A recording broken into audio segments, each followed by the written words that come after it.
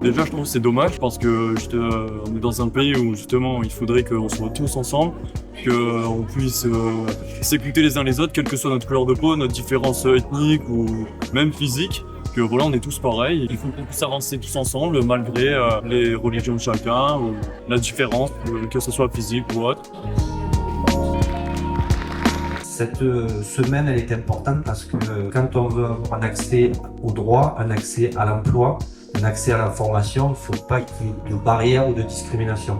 Il faut que les paroles puissent se libérer, pour que tout le monde puisse se faire accompagner, se faire aider et avancer dans son parcours de vie.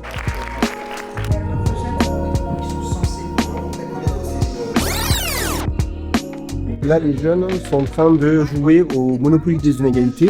Donc, c'est un Monopoly classique, mais qui a été customisé par l'Observatoire des inégalités. Donc là, c'est vraiment pour comprendre un petit peu les enjeux des inégalités. C'est un jeu qui ne va pas durer très très longtemps, parce que là, c'est vraiment pour les sensibiliser. Et c'est surtout de la prise de conscience. C'était vraiment génial, j'ai adoré. Ils ont tous aimé, ils se sont amusés. Et ça a permis aussi de se mettre à la place de chacun et de simuler une situation réelle. On avait certains joueurs quand ils possédaient la richesse dans la partie, ils jouaient vraiment le rôle en mode ils étaient insolents, ils étaient vraiment dans leur rôle, c'était super marrant.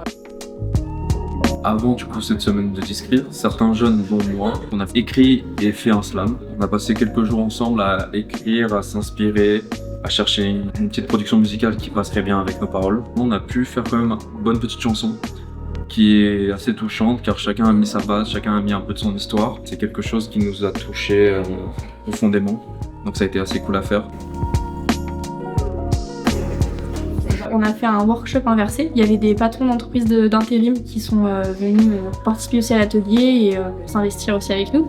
Donc on était par groupe et notre but c'était du coup d'inverser les rôles. Les chefs d'entreprise, on a fait comme un recrutement où ils devenaient le candidat et nous, les jeunes, on devenait les recruteurs. On pouvait poser des questions discriminatoires sur les origines, est-ce que la personne est enceinte. Et c'était pour qu'on puisse parler de tout ce sujet de discrimination, de voir qu'est-ce que ça fait de se mettre à la place des autres. J'aime beaucoup échanger avec les patrons, comme ils ont une vision assez différente de nous, les recruteurs, etc. C'est intéressant de voir comment eux réagissent face à certaines questions.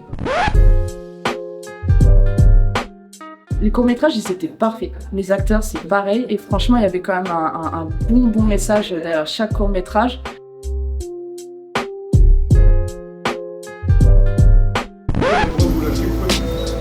Du coup, j'ai juste participé en soi au graphe. Donc on a mis plein de mots autour de la discrimination. Il y avait une feuille où on disait un peu tous nos mots, peut-être qu'on a pu vivre certaines discriminations, notre vécu, qu'est-ce qu'on pense de la discrimination, pour dénoncer tout ça.